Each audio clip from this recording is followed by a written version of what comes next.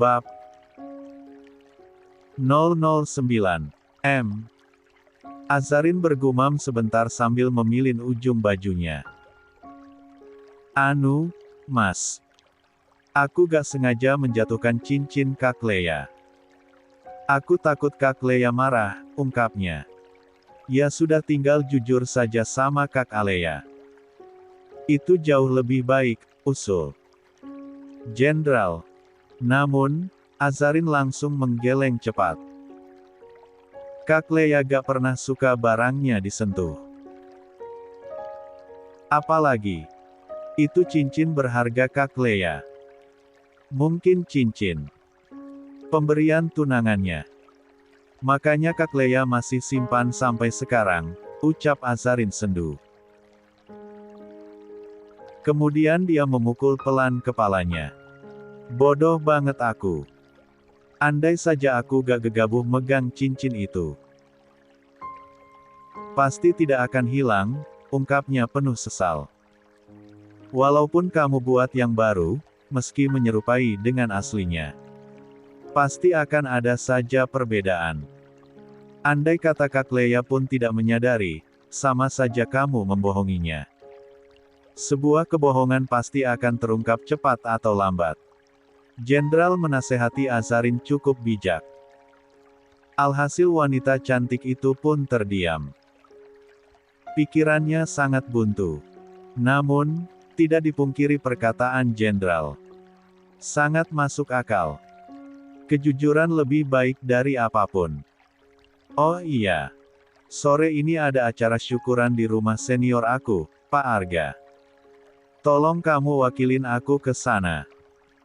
Aku harus piket, ucap Jenderal setelah melihat istrinya tidak lagi berbicara. Azarin refleks menghela napas. Harus banget ya, aku pergi. Gak enak kalau kamu tidak pergi, Sa. Apalagi beliau seniorku. Jenderal menatap Azarin sekilas. Ayolah, Sa. Mas tahu sendiri aku gak pernah ke acara apapun, protes Azarin. Bukan hal aneh, Azarin memang tidak pernah datang ke acara rekan kerja Jenderal selama mereka menikah. Apalagi Azarin telah memutuskan bercadar, dia agak menutup diri. Terlebih kepada rekan suaminya yang notabene laki-laki. Tidak hanya itu, kesepakatan untuk bersandiwara hanya ketika berada di depan orang tua, dan anggota keluarga yang lain. Selanjutnya, Azarin malas untuk bersandiwara di hadapan orang lain. Ya sudah, kamu bisa ajak temanmu ke sana kalau kamu malu. Setidaknya jika tanpa aku di sana, kita tidak perlu bersandiwara, ujar Jenderal meyakinkan. Azarin menghela napas berat, dan memilih diam. Oke. Sesuai permintaan Jenderal pagi tadi, dengan agak terpaksa Azarin menghadiri acara tersebut. Apalagi Jenderal sudah menyediakan mobil yang akan langsung mengantarnya ke tempat acara. Namun, kepergiannya kali ini Azarin tidak sendiri datang ke sana. Wanita cantik itu sengaja memaksa Aleya untuk ikut, meski sang kakak sempat menolak mentah-mentah. Kak, ayo. Panggil Azarin saat dia keluar dari kamar. Azarin sudah siap dengan riasan sederhana, bahkan wajahnya pun tidak dipoles apapun. Gamis dengan motif bunga warna merah muda kalem, serta jilbab warna-warna merah muda agak terang menjadi pilihan Azarin, ditambah lagi dengan tas berukuran kecil warna putih. Simple, tetapi elegan. Setelah menunggu beberapa saat, Aleya pun keluar dari kamar. Penampilannya pun tak kalah cantik dengan Azarin, perpaduan tunik dengan rok serta ditambahkan belt di pinggang dan jilbab warna senada dengan rok. Membuatnya terlihat elegan. Bedanya Aleya tidak memakai cadar, sehingga riasan wajahnya cukup membuat siapapun pangling. Ayo, ajak Aleya seraya merapikan kembali pakaiannya. Azarin yang sedang fokus dengan ponselnya, langsung mengangkat pandangannya. Wah, Masya Allah, tabarakallah, cantik banget, puji Azarin seraya bangkit dari tempatnya duduk. Alah, gombal. Alea menepiskan tangannya sambil tersenyum malu. Aku serius, Kak. Azarin pun merangkul lengan kakaknya. Siapa tahu di sana kakak menemukan jodoh. Hahaha. Gelak tawa Azarin membuat Alea langsung memukul pelan tangan adiknya.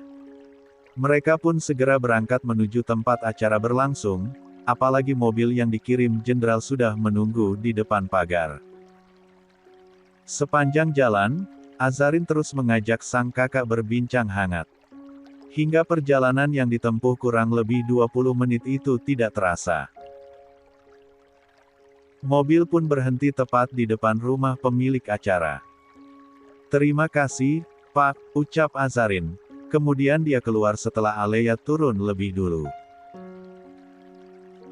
Kedua wanita cantik itu berdiri menatap suasana pesta yang sangat ramai. Beberapa dari para tamu datang bersama pasangan, dan hal itu yang membuat Azarin merasa gugup. Kak, kita masuk sekarang. Tanya Azarin memastikan. Alea pun seketika melirik dengan tajam. Iyalah. Tujuan kita datang kan mau menghadiri acara ini. Bukan datang terus kabur. Aku cuma nanya, Kak. Aku gugup soalnya. What? Gugup? Alea terkejut mendengar perkataan sang adik. Lihat deh. Kebanyakan tamu yang datang itu ibu-ibu Persit. Teman sejawat kamu. Aku gak kenal mereka, Kak. Dan yang aku kenal belum tentu datang, ucap Azarin lirih. Udah ah. Kamu tuh kayak baru keluar dari goa deh, seru Alea seraya berdecak. Tanpa menunggu jawaban Azarin, Alea segera menarik tangan sang adik untuk masuk. Suasana memang cukup ramai, bahkan pemilik acara tersebut tidak terlihat. Alea yang memimpin jalan kali ini, mengedarkan pandangannya mencari tempat duduk kosong. Bibirnya pun terus bergumam, dan beberapa kali melangkah sambil menarik tangan adiknya. Gak ada tempat duduk, Dek, gumam Alea, sambil terus mencari. Bagus dong, Kak. Kita tinggal cari yang punya hajat, kita kasih kadonya, terus kita pulang deh, seloro Azarin dengan santai. Sontak saja Alea berdecak sambil melirik dengan kesal. Bukan usaha, malah nyari ide gak masuk akal.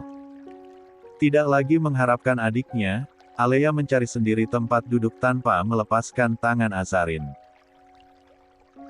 Hingga tiba-tiba saja seorang wanita cantik datang menghampiri. Alea, iya. Tanya wanita itu sambil menunjuk dan menatap penuh binar. Bukannya kaget dengan sapaan orang tersebut, wajah Alea langsung memucat seketika. Dia bahkan segera menarik tangan Azarin untuk menjauh. Sementara Azarin sendiri celingak-celinguk kebingungan. Ayo kita pergi.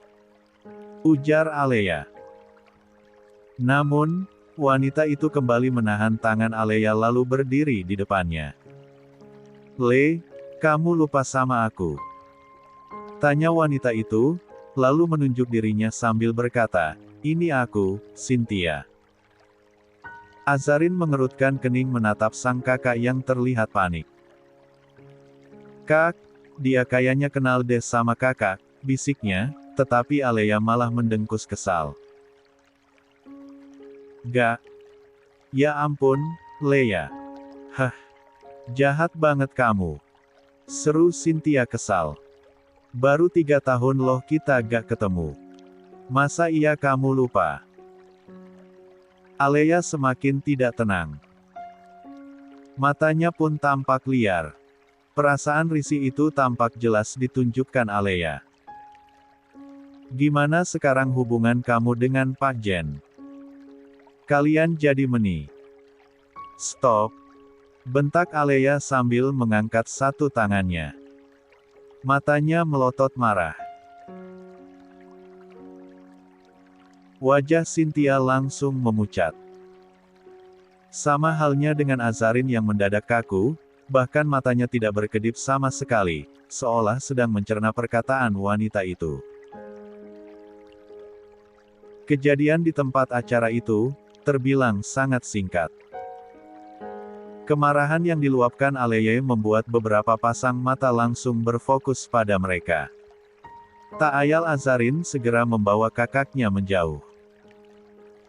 Dia juga segera mendatangi sang pemilik acara untuk memberikan kado serta menyampaikan pesanan sang suami yang tak bisa datang. Kedatangan Azarin pun disambut hangat, apalagi pemilik acara merupakan senior dari Letnan II Jenderal Arsyad, suami Azarin. Bu Aza ini tertutup sekali ya. Sama seperti istri saya, malas bergaul, selorohnya dengan nada bercanda. Azarin hanya terkekeh pelan. Saya pernah dengar cerita dari Letnan Arsyad, perihal istrinya yang jarang bergaul, sangat menutup diri juga. Bahkan datang ke acara seperti ini saja, kalian harus berdebat dulu. Kapten Arga tertawa kecil sambil menoleh pada sang istri. Sama persis dengan istriku. Hasya, istri dari Jenderal Arga refleks memukul lengan suaminya sambil tersenyum malu. Apaan sih, Mas, bisiknya yang membuat sang suami tertawa pelan, lalu mengelus kepala Hasya. Pemandangan manis itu membuat Azarin langsung menatap ke lain arah. Di balik cadar dia menggigit bibir. Perasaannya pun mendadak tidak enak, apalagi mendengar suaminya pernah menceritakan dirinya pada senior. Rasanya dia tak percaya. Sering main ke sini, atau mungkin kalian bisa jalan-jalan berdua. Perkataan Kapten Arga membuat Azarin kembali menoleh. Sepengetahuanku kaum introvert itu kalau bertemu sesamanya bisa lebih nyambung. Azarin sempat tertawa kecil mendengar candaan tersebut, dan jika dipikir memang benar. Insya Allah, Pak, ucap Azarin. Obrolan mereka pun mulai terdengar lebih santai, bahkan Alea yang sempat diam, akhirnya mulai ikut sesekali berbicara. Sampai akhirnya obrolan mereka terhenti dengan adanya tamu yang ingin bersalaman. Alhasil, Azarin pun segera berpamitan pulang. Namun, belum sempat dia meninggalkan tempatnya berdiri, istri dari Kapten Arga menahan terlebih dahulu, untuk meminta nomor ponsel Azarin. Nanti aku hubungi ya, Mbak, ucap Hasya sambil tersenyum lebar. Dari sorot matanya menunjukkan kekaguman pada Azarin. Baik, Mbak. Azarin mengangguk sekali. Kalau begitu saya permisi dulu, ya. Assalamualaikum, pamitnya untuk kedua kali. Setelah mendengar balasan, Azarin kembali menggenggam tangan Alea keluar dari tempat acara. Mobil yang membawa mereka tadi pun masih menunggu di tempat parkiran.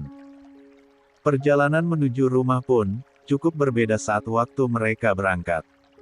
Alea lebih memilih diam dan menatap keluar jendela, sementara Azarin berzikir menggunakan tasbih digital yang berada di jarinya. Sesekali juga Azarin menoleh pada sang kakak.